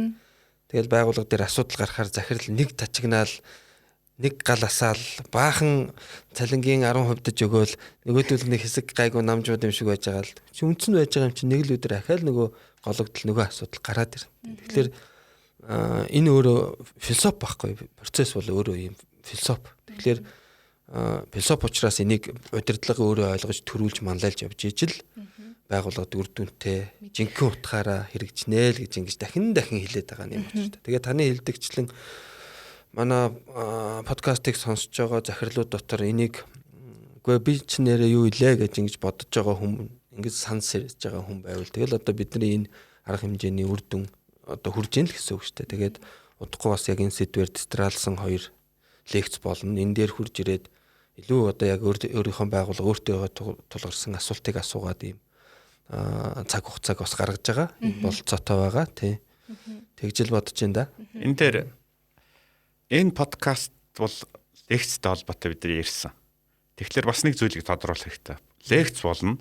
Түүнээс хэд хоногийн дараа Отгонбат захирал дахиад вебинар удирдана. Тэр вебинараар бол онлайнаар одоо чатаар хүмүүс бол яг өөрийнхөө асуултыг асуугаад илүү тодорхой ярьж болно. За дээрэс нь бол лекцийн дараа Отгонбат захиралтай яриад нөгөө тэр 40 цагийн хичээлч юу байдгийг яадیں ер нь таныг яаж олохын гэж ярьж болно. Гэхдээ бид нар энэ ажлыг бас хөнгөвчлөөд одоо бүх энэ лекторууд, коучуудыг хамруулсан бас лекцэнд оролцож байгаа хүмүүсийг хамруулад social network байгуулж байгаа. Энэ social network-ийг маань бүх энэ лекцэнд сууж байгаа хүмүүсийг бүртгэн. Тэгэхээр үндсэндээ бол бид нар Отгонбат захирлыг тэр хүмүүст жилийн 365 хоног 24 цаг бариад өгчөж байгаа байхгүй юу. Тэгээд тэн дотроос асуулт асуугаад мэдээж хэрэг чатаар ярих зүйл байгаа. Утсаараа ярих зүйл, дээрээс нь сурах зүйлүүд байгаа. Тэгэхээр яг түрүүний чиний асуулт байхгүй. Энэ бүх зүйлийг би тэгээд энэ их ажил байна да яах вэ гэж. Гэхдээ энэ бол нэг талаасаа сайн. Ягаад гэвэл ажил маш их байгаагаа олж харна гэдэг бол өөрөө амжилт байхгүй. За дээрээс нь тэрийг яаж хийж мэддэг хүмүүстэй уулзна гэдэг бол хоёр дахь амжилт. За 3 дугаарх нь энд чинь тусгай програмтай, хөтөлбөртэй. Энд оролцоод түрүүний хэлдэг 365 хоног 24 цаг холбоотой. Дээрээс нь тасралтгүй дараагийн 10 жил мэргэжлийн хүмүүстэй хамтраад ажиллаад явна гэвэл тэр захиралд маш том гарц харагдаж байгаа. Тийм учраас миний ойлгож байгаагаар бол нэг тийм үг үйдий. Асуудлаа олж харах нь аюул биш байхгүй. Асуудлаа олж харахгүй байх нь дахих нь аюул байхгүй. Ягаад гэвэл нэг асуудал ойлгосон чинь зэрэг өөх болцсон байдаг. Тэгээд Монгол хэлдэг шнэ 60 юм ойлгосон чинь 61-т өөх болцсон гэж. Яг тэгэхээр 40 хүрж ойлгосны оронд одоо эртхэн ойлгоод 50 хүрж ойлгосны оронд эртхэн ойлгоод дараагийн 5 жил морин тэргэндээ зүтгэсний оронд одоо ойлгоод эхлэсэй л гэж бид нар хүсэж байгаа байхгүй. Би нэг бас өөрийн сэтгэлдээ хэлж байгаа энэ юутай холбоотойгоор одоо бид нар өнөөдөр ингээ процессын тухай ярьж байна. Тэгтэл энэхүү захирлын манлайлаад хийж байгаа энэ дижитал Хархорум гэдэг энэ сургалтын одоо бидний хийгээд байгаа нэг үйл ажиллагаа шүү дээ. Энд чинь өөрөө процессын өөрчлөлт байгаад байгаа байхгүй юу? Бас таад харж гин үү? Өмнө бид нар энийг энэхүү захирал ингэж хийж болно шүү дээ. Сургалтаа явуулнаа хөө. Зарлнаа хөө. Тэ зарлаа л одоо бид нар team газар Blue Sky-д ийм сургалт хийх гэж шүү. Ирээрээ, бүртгүүлээрээ. Өмнө ийм л процесс ингэж л явдаг байсан шүү дээ. Тэгвэл энийг өөрчлөөд гаралт нь бол баг хിവэрэ. Хүмүүсийг л сургана, мэдлэг ойлголтыг өгнө. Тэгтэл наан болж байгаа процессын алхмууд, модель нь, загвар нь өөр байгаа байхгүй.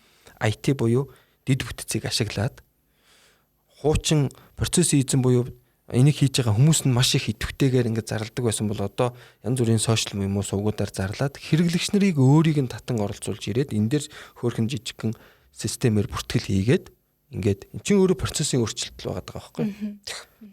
Тийм л байгаа зү. Энэ процессын өөрчлөлт байхгүй. Тий. Бизнесийн подкаст. Одоо гурлын яриа бас нилээдгүй хэдэн минут болчихж одоо сүүлийнхээ асуултыг асуугаад подкаст өндөрлөе гэж бодож байна. За аль хэдийн бидэнд процесс хэрэгтэй гэдгийг ухамсарлаад ойлгоод процесс одоо зөв процесстэй болохын тулд ажиллаад эхэлж гисэн удирдлагуудад тулгардаг топ асуудлууд нь юу вэ нүү? Тэрийг бас яаж даван тулах вэ? За гоё асуулт шүү наадах чинь. Эхний асуудал бол байгууллага процессын талаар цэгцтэй мэдлэг ойлголт өгч чадах хөнгүү байгаад байгаа. Манад. Яг уу процесс аналист гэдэг хүмүүс байна л да. Харцангуй цөөхөн. Тэгтээ тэр хүмүүс одоо миний л мэдхээр шүү. Ихэнх нь програм хөгжүүлэлтийн байгууллагад одоо ERP нэвтрүүлж байгаа ч юм уу эсвэл програм хөгжүүлэлтийн байгууллагад тэр нэг процессын алхмуудыг тодорхойлох ажил хийгээл явж байгаа. Уг нь тэрнээс илүү байхгүй юу? Зөвхөн тэр зураглалыг гаргах төдийгүй тэр хугацааг тодорхойлох, тэр процесс дээр гарч болох алдаа эндэгдлийг тодорхойлж түүнээс сэргийлэх арга замыг санал болгох гэх мэтээр маш олон ажлуудыг хийж явах хэрэгтэй. Ер нь бол бүтээмжрүү чиглэсэн ажлыг хийж явах хэрэгтэй. Тэгэхээр хөнгүү байгаад байна манад. Энэ хамгийн том проблем. Тэ. За үнэхээр өөрөө энийг ойлгоод энэ рүү ороод явж байгаа бол нөгөө чин сэтгэл байвал нэг алсын том зорилго байхад бол наатлын жижиг зорилтууд юу саадууд бол юу ч бишээ гэж нэг үг байдаг шүү дээ. Тэрүүнтэй адилхан үнэхээр байгууллагын удирдлага энийг ойлгоо явж байгаа бол өөр том проблем байхгүй. Өөрөө цагаа гаргаж чадна. Хүмүүсээ томилж чадна. Сурахын төлөө явж чадна тий. Яг гол проблем бол энийг ярьдаг, энийг одоо ойлгуулдаг хүний нөөц мэрэгжилтнүүд манад харцангуй бага байгаад байна. Сургалт мургалт бол байхгүй шүү дээ бүр тий. Гадагшаал гэхээс биш. Тий. Гол проблем тэр байна да. За түрүүн одоо подкастынханд асуусан шүү дээ. Тийм ерөнхий процесс байд юм уу? Байгууллага болон ажиллах нь уу гэд. Тэгээд бид нар бол юу гэж ярьсан гэвэл процесс бол ерөнхий зарчим нь адилхан. Дээд түвшиндээ адилхан байж болно, доод түвшиндээ өөр байж болно. Өөрөөр байгууллага болгоны онцлог, боломж, эдрээс хэмжээ, эдрээс санхүүгийн чадвар эдрээс хамааран янз бүр байж болно. Гэхдээ хамгийн гол нь байгууллагт бол дахиад түрүүн бид нар ярьсан тэргуун туршлагууд үүснэ. Тэгэхээр тэргуун туршлага ямар үед үнэтэй байд юм бэ гэвэл бие биенээсээ суралцахад. Тэгэхээр энэ сургалт бол зөвхөн лекторууд, коучуудаас гадна түрүүнд нь яваа захирлууд бие биенээсээ суралцах хэрэгтэй байхгүй. Бусад адилхан компаниудыг олж харах хэрэгтэй. За магадгүй нийлж хийх хэрэгтэй. Нийлж сурах ёстой. Яагаад гэвэл одоо маш олон төвшөнд бол 20 үнэтэй 30 үнэтэй компани бол ганцаараа хийж чадахгүй. Мөн их том компани ч гэсэн одоо юу гэж хэлэх юм өөрийнхөө партнеруудтай, хамтрагч нартай, хэрэглэгч нартайгаа ярилцж хийхгүй болохгүй. Ингээд харахад бол эцэст бол монголчууд бүгдээрээ хамтдаа дараагийн төвшөнд гарах тухай яриа л да. Тийм учраас энэ лекц болон энэ вебинар, энэ social network гэдгийн цаад санаа бол яг энэ байхгүй. Юу гэвэл нэгдүгээрт онол байх юм байна. Философи байх юм байна. Түрүү отхон бат захирал хэлдгэр. Хоёрдугаарт нь заадаг багш нар онол байх юм байна. Гуравдугаарт хамгийн чухал нь бас тэргуун туршлагууд байх юм байна. Хэрвээ тэгвэл яах вэ? Бүгдээрээ нийлэх хэрэгтэй. Тэгэхээр хамтдаа сурах хэрэгтэй, хамтдаа хөгжих хэрэгтэй. Тийм учраас энэ бүх арга хэмжээ бол эцэстээ яагаад одоо их процесс нь дахиад өөр болж байгааг нь урд нь хийж болохгүйс маш олон зүйлийг орчин үеийн мэдээллийн технологи боломж маш хямдхан болгочихлоо шүү дээ. Зөвхөн боломжтой төдийгүй хямдхан за бүр хамгийн инээдтэй нь одоо мэдээллийн технологигүй хийх нь өөрөө хэцүү болчиход байгаа байхгүй. Одоо хүүхдүүд бол ялангуяа өөрөөр хийвэл ууралж байгаа юм чинь. Та одоо видео байсарэтл заавал ингээд ах хэрэг юу ийсэн гэж ярьж байгаа шүү дээ. Яг биднэрт бол дараагийн үе гараад ирлээ те. Тэгэхээр мэдээллийн технологи руу орж иж эн чинь шал өөр процесс, шал соёл. За төгсгөлд нь хэлэхэд бол яваандаа энд чинь гадаадын багш нар орж ирнэ. Гадны компаниуд тэгээ бид нар дэлхийн түвшинд гарна гэдэг нь болно шүү дээ. Хэрвээ Монголын захирлууд дэлхийн түвшинд сэтгээд компани дэлхийн түвшинд процессор ойлгоод ингээд ажиллаад эхлүүл мэдээж компани дэлхийн түвшинд болно шүү дээ. Тэгэхээр дэлхийн түвшинд гарна гэдэг нь хамгийн түрүү юу гэсэн үг вэ? Дэлхийтэй адилхан л сэтгэе гэсэн үг байхгүй. Адилхан харъя, адилхан өнцгөөс ойлгоё. Тэгэхээр дэлхийн шилдэг компаниуд бол шилдэг бишээ. Ерөөсөө баг бүх компаниуд бол процессын түвшинд ярьж байна. Процессын түвшинд компани удирдах байна. Бид нар тэр лөө орох хэрэгтэй болж ил гэсэн үг. Тийм. За ингээд энэ удаагийн бизнесийн подкаст маань дуусж байна. Нилээх их том минут үргэлжилсэн байна. За хоёрын хувьд сэтгэл ямар байна? Үшээ цаашаа ярих юм бол зөндөө үлдлээ тий. Тий. Чи нөгөө айгуу том сэдвийн зах цухаас нь л хэдүүлээ ярьж байгаа шүү дээ. Үндсэн гол юмнуудын. Тэгээ сэтгэл бол маш өндөр байна. Хоёр зүйл дээр. Нэгдүгээрх нь бол энэ миний өөрийн ярих хамгийн дуртай сэдвүүд тий. Би өөрөө бас нэг хэдэн чиглэлээр байгууллагад бас лекц уншиж зөвлөгөө өгдөг. Тэрний маань бас нэлээд өөрийн дуртай сэдвүүдийн маань нэг энэ процесс. Хоёр дахь нь бол бизнес эрхлэгч нарт ийм сайхан боломжийг ийм одоо гар сунгаал ер нь гар сунгахч бараг шаардлагагүй зүгээр байж хахад чихрүү нүд рүү ороод ирэхээр ийм ойрхон хэмжээнд энэ мэдлэг ойлголтуудыг авчирч байгаа энэ гоё ажлыг хийж байгаа энэ хот захирал за түүний багийнх нь бас талархалтай байна. Сэтгэл их өндөр байна. Тэгээ сонсогч нартаа бас их баярлалаа. Дараа 7 хоногт лекцээр уулзцгаая гэж хэлмээр. За би бол хэлэхэд нэг зүйл байна. Отгонбат захирал сая ам халаад хэлчихлээ шүү дээ. Миний хамгийн ярих дуртай сэдв гэж. Тэгэхээр та нар сошиалоор ороод одоо Отгонбат цагттай уулзсанаас хойш маш их асуугаарай. Отгонбат захирал аюул шөнө 3-т босч ирээд хариулах нь байна. Хамгийн дуртай. Тийм учраас яг л энэ орчин руу хэрвээ орчвол бас дахиад бидний манай хамт олонны зорилго биелж байгаа байхгүй. Тэр сонсох дуртай хүний ярих дуртай нөхдөд холбоотой. Ердөө л ингээл зорилго биелж байна гэсэн. За ингээд манай энэ удаагийн бизнесийн подкаст маань процессын тухай ярьлаа. За подкастын эхэнд хэлсэн яагаад энэ сэдвийг сонгосон бэ гэдгийг сонсогч та подкаст сонссны дараа ойлгоноха, ухаарнаха гэж хэлсэн. За тэгээд ойлгосон, ухаарсан гэдэгт итгэлтэй байна. Би өөрөө бас хийх ажил их байна да гэж бүр яс махандаа тултал ойлгосон юм чинь сонсогчтоос ойлгосон гэдэгт итгэлтэй байна. За манай энэ удаагийн подкастэнд Обзерв консалтинг зөвлөх үйлчилгээний байгууллагын захирал Отгонбат болон за зочин хөтлөгчөөр Хархорум Дижитал ХХК-ийн захирал Д.Энхбат нар оролцлоо. За ингээд 11-р сарын 13-нд процесс, процессын удирдлага, процессийн хандлага сэдвт өглөөний лекцэн дээр уулзцгаая. Манай Отгонбат захирлын хамгийн ярих дуртай сэдвүүнд байгаа шүү. Тэгээд сонсогчдаа энэ тухай сонирхоод байгууллага процесс олгож хувиргая гэж бодох юм бол энэ лекцэнд ирээрэй гэж урьж байна. За ингээд дараагийн подкаст хүртлээр түр баяртай. Хоёр зүчиндээ маш их баярлалаа. Баярлалаа. Иржүү дижитал эринд өөрийгөө болон бизнесээ системтэйгээр хөгжүүлэн зогсолтгүй урагшлан явах өндөр өргөөжтэй шинэ арга замыг өөртөө нэ. Бизнесийн подкаст.